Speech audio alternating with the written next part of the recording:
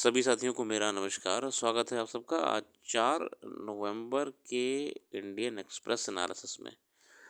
आइए शुरू करते हैं।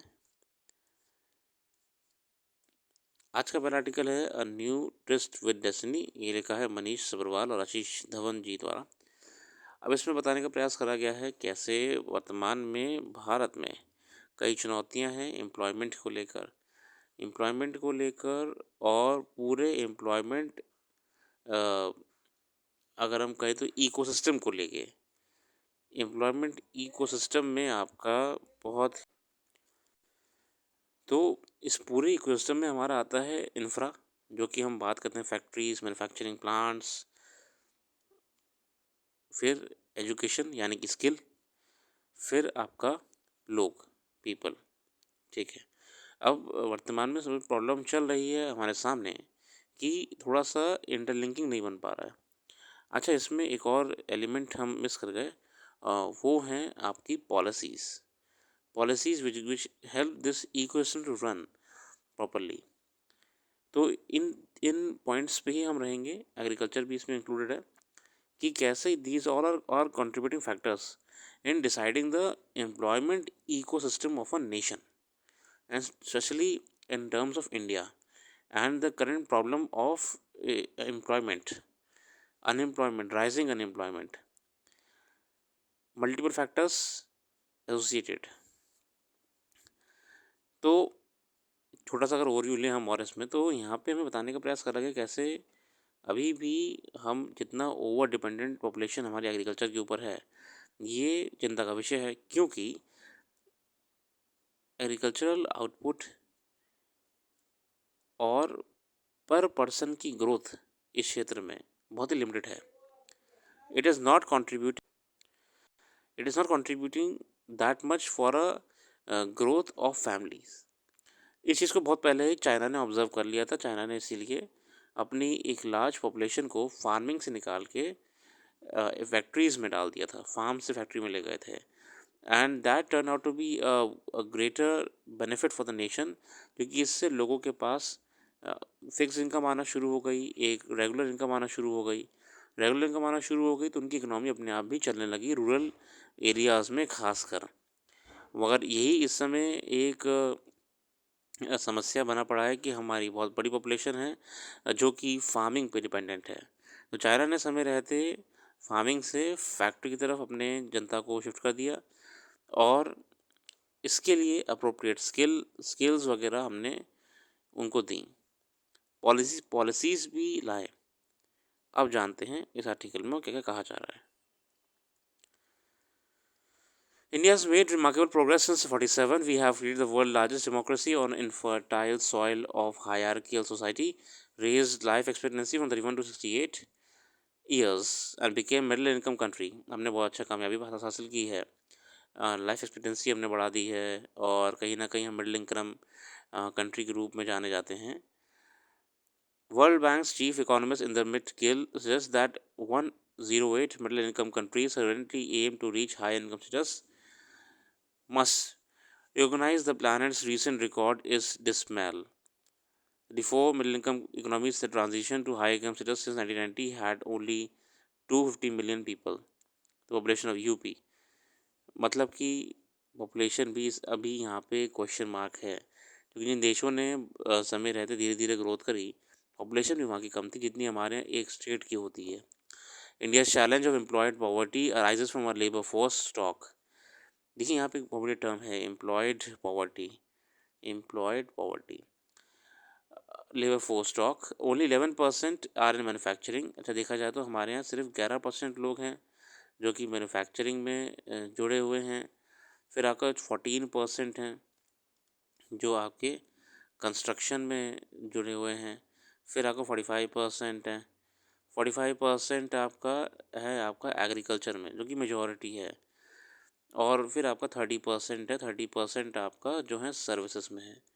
अब ये जो एक इम्प्रॉपर एलोकेशन या डिस्ट्रीब्यूशन है, ये हमारे यहाँ कंसर्निंग है। ठीक है, एग्रीकल्चर में इतना ज़्यादा होना और 30% सर्विसेज में है, ये आपके मोस्टली आपको अर्बन एरियाज़ में देखने को मिलेंगे। Tragically most farmers dwell in self exploitation of self employment. The only sustainable and scalable way to help farmers to have fewer of them. और ज़्यादातर फार्मर्स जो कृषि में ही रह जाते हैं वो कहीं ना कहीं अपना ही नुकसान कर रहे हैं, कर जाते हैं। और इसका सोल्यूशन चाइना ने करा। चाइना ने क्या करा था, चाइना ने अपने लोगों को फार्म से निकाल के फैक्ट्रीज में डाला था। ठीक है, let's just reverse our gaze. Why hasn't India move millions from farm to factory since 91? It is surely not a shortage of three factors of production. और ये बात अच्छा, अगर अच्छा देखिए, हम देखते हैं भारत में आपकी कमी नहीं है किसी चीज़ की। लैंड की बात करिए, लेबर की बात करिए, कैपिटल की बात करिए, फिर भी क्यों ऐसा है कि अभी भी हम आपका ये ट्रांजिशन नहीं कर पा रहे हैं फार्म से फैक्ट्री की तरफ। पॉलिसीज़ भी हैं, मगर धरातल में उस पे काम नहीं हो रहा है कुछ भी। India will not get 45% peak of labor force in manufacturing of developed countries, but we should target 25% by 35। देखिए, अगर अब देखिए डेवलप कंट्रीज़ में आपकी लगभग 45% लेबर फोर्स मैन्युफैक्चरिंग कंट्रीब्यूट कर रही है, जो कि हमारी भारत में 45% लेबर फोर्स अकेले अकेले सिर्फ एग्रीकल्चर कंट्रीब्यूट कर रही है। तो हमें ये ट्रांजिशन करना पड़ेगा, एग्रीकल्चर से मूव करके मैन्युफैक्चरिंग में जाना पड़ेगा। ठीक है, और हम इतनी जल्दी कर भी नहीं पाएंगे, तो कम से कम 2035 तक का लक्ष्य रखा जाए, जो कि 25% का हो। ठीक है, स्लोली स्लोली करना पड़ेगा। तभी आप एक हाई इनकम कंट्री के रूप में जाने जाएंगे। अब ये करने के लिए कैसे करेंगे कि लोगों को कृषि करना बंद करा दें? हाँ, क्या हम अ, जबरन लोगों को मना कर दें आप कृषि नहीं करेंगे? नहीं, आपको उनके लिए स्किल्स देनी पड़ेगी और उनको कंज्यूम करने के लिए रिक्वायर्ड इंफ्रा देना पड़ेगा। But both have shifted from being dagger in the heart to a thorn in the flesh in recent years. First, the usual depressing ASER report, अब देखते हैं all India survey of education था, उसमें पाया गया था कि we have more kids in school with more years of schooling and better learning outcomes than ever. Second, National Education Policy 20 is a wonderful 15-year higher education roadmap that lifts the apartheid against employability. कहीं ना कहीं हम दोनों programmes के माध्यम से, national education policy के माध्यम से स्केलिंग कर रहे हैं, इस लायक बना सकते हैं कि वो इस चेंजिंग मार्केट में कंट्रीब्यूट कर पाएंगे। These workers are already available. अब आगे जाते हैं। Regulatory cholesterol, excessive employer compliance, filings, changes and criminalisation is the most potent suspect for our missing factories. This cholesterol doesn't hurt big companies but sabotages productivity for small firms. ज़रूरत से ज़्यादा compliances होते हैं आपके, government के कागजी कार्रवाइयाँ होती हैं, इस चक्कर में कहीं ना कहीं मॉरल डाउन रहता है। China has begun proposals like Jan Vishwas 2.0, Enterprise DigiLocker, National Open Compliance Grid, in the ease of doing business. India's domestic consumption is an asset. Our fastest growing jobs today are in services like sales, customer service and logistics. और हम देख रहे हैं कि इस समय बहुत भारी पॉपुलेशन हमारी जो है वो सर्विस सेक्टर में है, 30% कंट्रीब्यूट कर रही है। China is now criticized for neglecting domestic consumption at the altars of investment and exports। और यहीं पे चाइना में इतना बेहतर नहीं, कि चाइना ने कहीं ना कहीं अपने डोमेस्टिक मार्केट को इग्नोर करना देखा गया है, और ज़्यादातर वो इंटरनेशनल मार्केट को ही अपना फोकस कर रहा है। Automobile companies have built scale supply chains and exports because of the level playing field for domestic and foreign companies to sell in India. If we are allowed duty-free imports auto manufactured in Thailand, if we follow allowed duty-free imports auto manufactured in Thailand, China and Vietnam would have serviced a car demand. Tata persisted in setting up a steel plant in Odisha for 10 years, but POSCO gave up and shifted to lobbying to ship steel from Korea under an FTA. This case of strategic use of tariffs, not export pessimism or subsidizing incompetence. India's trade to GDP ratio 1970, 80, 90 was sinfully low at 7%। जानते हैं कि हमारे 69 के दशक में 80-90 में बहुत ही लो चल रहा था, 7%, 14%, 15%। Small countries like China, Singapore, Thailand and Hungary have 336%, 133% and 186%, but they have no choice. However, countries with large domestic markets must use smart policy packages, including tariffs, non-tariff barriers and incentives। बहुत ही सही बात बताई है। इस पूरे analysis से हमें ये पता लग पा रहा है कि कैसे हम आने वाले समय में पहली बात तो अपने डेमोग्राफिक डिविडेंड को कंज्यूम कर पाएंगे, मोर प्रोडक्टिविटी की तरफ ले जा पाएंगे। उसके लिए क्या करना होगा, हमें फार्मिंग से फैक्ट्रीज़ की तरफ धीरे धीरे लोगों को मोटिवेट करना पड़ेगा, क्योंकि देखिए फार्मिंग की लिमिटेशन है भारत में। विशेषकर सबसे बड़ी समस्या फार्मिंग में ये है कि डिसगाइज्ड अनएम्प्लॉयमेंट है। ज़रूरत से ज़्यादा लोग एक ही खेत में लगे रहते हैं, काम करते रहते हैं, जो कि इंटर्न मतलब आगे जाके इतना अच्छा रिटर्न नहीं देता है सबको कि वो ग्रोथ हो पाए। और जब सबकी जेब में कम पैसा जाता है तो अल्टीमेटली जिस हम इकोनॉमी की बात कर रहे हैं वो इकोनॉमी धीरे धीरे चलती है, ठीक है ना। वहीं पे अगर हम कुछ पॉपुलेशन को या कुछ लोगों को फार्मिंग से हटा के मैन्युफैक्चरिंग की ओर ले जाते हैं, जहाँ पे वो प्लांट्स में फैक्ट्रीज़ में काम करेंगे अप्रोप्रिएट स्किल देकर, इसका एक लॉन्ग टर्म रिज़ल्ट हमें देखने को मिलेगा। क्या, पहली बात तो इनके पास और सोर्स ऑफ इनकम बढ़ेगा, फिक्स्ड इनकम का सोर्स बढ़ेगा। जब फिक्स्ड इनकम का सोर्स बढ़ेगा तो अपने आप इकोनॉमी आपकी बेहतर तरीके से सर्कुलेट होना शुरू हो जाएगी, विशेषकर रूरल इकोनॉमी। रूरल वेजेस जो समस्या भारत में इस समय बनी हुई है, जो कि कम है, वो बनना शुरू हो जाएगी। मैन्युफैक्चरिंग में जब ये लोग कंट्रीब्यूट करेंगे, स्टेबिलिटी आएगी।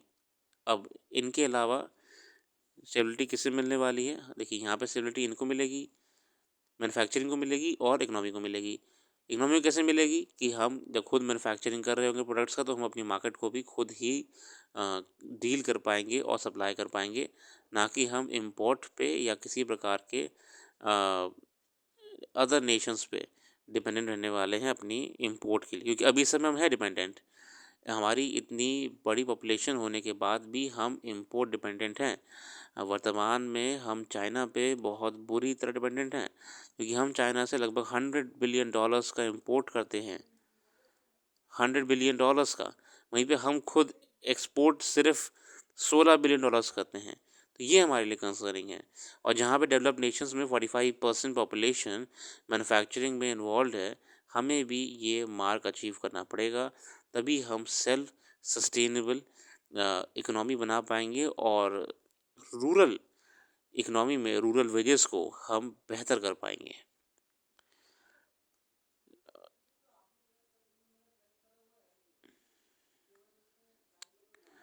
आगे चलते हैं और जानते हैं अन्य आर्टिकल्स में क्या मेंशन करा गया है।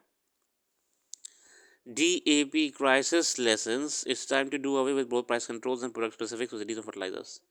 The current nationwide shortage of diammonium phosphate, with police being deployed to handle crowds at some distribution centers for the fertilizer, is systematic is symptomatic of a larger problem involving both short-term planning failure and price control, harking back to an earlier era.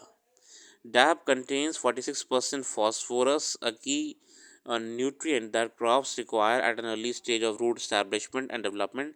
इसमें DAP में phosphorus होता है आपका, जो कि 46% होता है।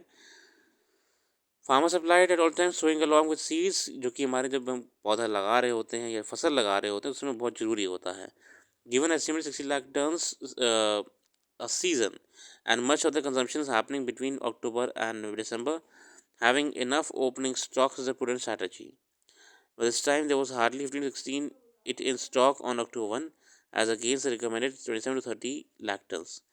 इस बार कम रहा था। Not surprising, the most states are complaining of not receiving or being allocated the required quantity of fertilizer. Meanwhile, farmers are scrambling for bags as the sowing window for mustard, potato, wheat is narrowing. अब इस समय इसे कहते हैं आपकी ना long term planning नहीं करी गई थी। अब सीज़न आ रहा है फसल लगाने का, तो मार्केट में DAP अवेलेबल नहीं है। DAP अवेलेबल नहीं है, इससे हमारे एग्रीकल्चर प्रोडक्शन में नुकसान होने वाला है। And this when good monsoon rains as well as crop prices have made them particularly enthusiastic to plant. The present situation has arisen mainly because of government allowing fertilizer companies to charge a maximum retail price of only rupees 27,000 per ton for DAP, and paying a subsidy concession of rupees 21,911 on top. The two together don't cover the landed price, bagging, distribution and the cost of imports, adding up to 60,000 per ton. जो कि कहीं ना कहीं एक बहुत ही बेकार policy है। The DAP crisis highlights the fragility of price controls, how these are not just an anarchism, but actually work against farmers. Their interests are better served by a regime that induces competition among suppliers to make available more and better fertilizers. और एक healthy agricultural ecosystem क्या होता है, जब farmers को वो supplies provide कराने के लिए बहुत सारे प्लेयर्स हों जो कि एक बेटर रेट दे पाएँ, अल्टीमेटली फार्मर के बेनिफिट में हो, और स्टेट कहीं ना कहीं ये प्रोवाइड कराने में फेल रहा है. They can be replaced by complexes, water-soluble fertilizers containing less of same nutrients, but delivering them more efficiently and directly to the crop root zones or sprayed to the leaves. It's high time to do away with the both price controls and product-specific subsidies on fertilizers. समय रहते हैं इसको हमें नियंत्रण करना पड़ेगा, क्योंकि ऐसे तो हमारा एग्रीकल्चर सीज़न जो है क्रॉप का हार्वेस्ट सोइंग करने का, वो चला जाएगा. यही समस्या है इस समय एग्रीकल्चरल फार्मिंग में. आगे बढ़ते हैं.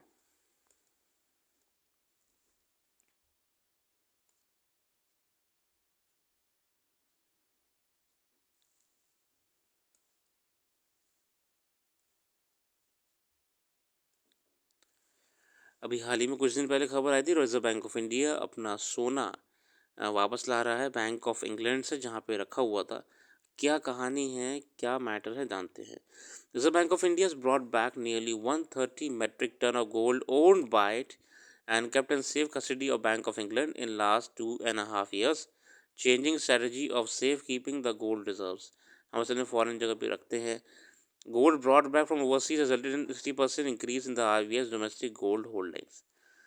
RBI's domestic gold holding jumped from 510.46 metric ton as of September compared to 295.85 metric tons as of March 22. वहीं पर जो मार्च 2022 में हम 295 मेट्रिक टन हमारा गोल्ड होल्डिंग्स थी, वो अब वर्तमान में 510 हो चुकी है. Besides, RBI added 85.13 metric ton of precious metal to its domestic gold reserves, thereby increasing the total gold holdings by 214.64 in March 22. Since March 22, the RBI has also been burying gold, with its total gold reserves jumping by 94.31 metric tons. फिलहाल RBI ने safe keeping के नाम में ये कार्य करा था. The RBI has been shipping back its gold kept with Bank of England for the last few years, as its capacity to hold physical gold has also improved. Observers who track the RBI reserves said, we are a sovereign country and have the capability to store gold, so why do we need to keep as much gold there? कुछ हमारे thinkers कहते हैं कि भैया अब हम तो sovereign nation हैं अपने आप में, और हम अपने पे क्यों नहीं रख रहे हैं, वहाँ क्यों रखने ले जाके. The RBI purchases gold from international sources including the IMF and World Bank. The gold purchased by RBI is kept with Bank of England. तो यहाँ पे ये भी क्वेश्चन मार्क अपने आप में है कि हमें वहाँ रखने की ज़रूरत ही क्या है. The Bank of England has one of the world's largest gold vaults. It is the second largest custodian of gold in the world after the New York Federal Reserve. Almost all central banks in the whole world have kept their gold in safe custody of Bank of England. Its gold vaults hold around 4 lakh bars of gold, और bank of England में बहुत ही safely रखे रहते हैं. Central banks buying after US sanction on Russia in 22 following its attack on Ukraine. Central banks across the world have been purchasing gold. The strategy is aimed at reducing the dependence on the US dollar and increasing the percentage of gold holdings in the overall foreign exchange reserves.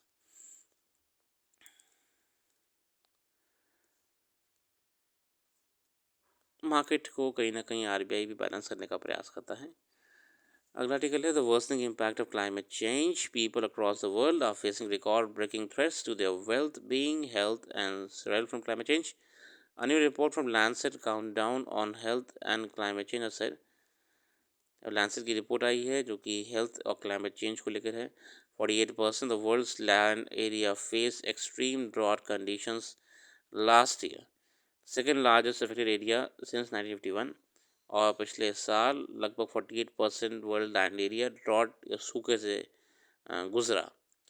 60% of land were affected last year by extreme rainfall, और लगभग 60% land आपका extreme rainfall से सफ़र करा है.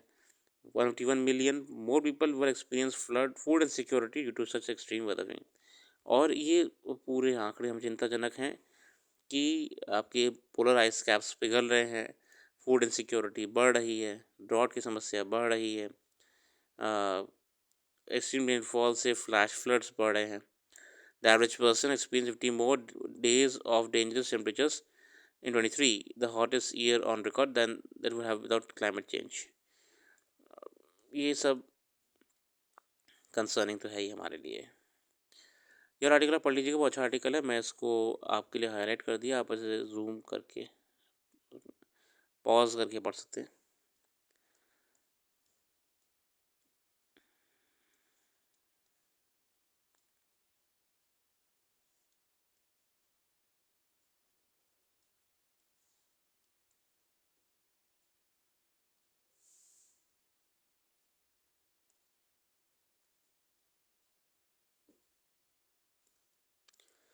इसी के साथ आज के लिए रखते हैं. अपना कीमती समय देने के लिए बहुत बहुत धन्यवाद. कल फिर आएंगे नई वीडियो के साथ. तब तक के लिए आप हमारी वेबसाइट को जो विजिट करिए. वेबसाइट का लिंक डिस्क्रिप्शन में मौजूद है. आप वहाँ पे करंट अफेयर्स डिटेल में पढ़ सकते हैं. और thanks for giving your precious time. Have a very nice day.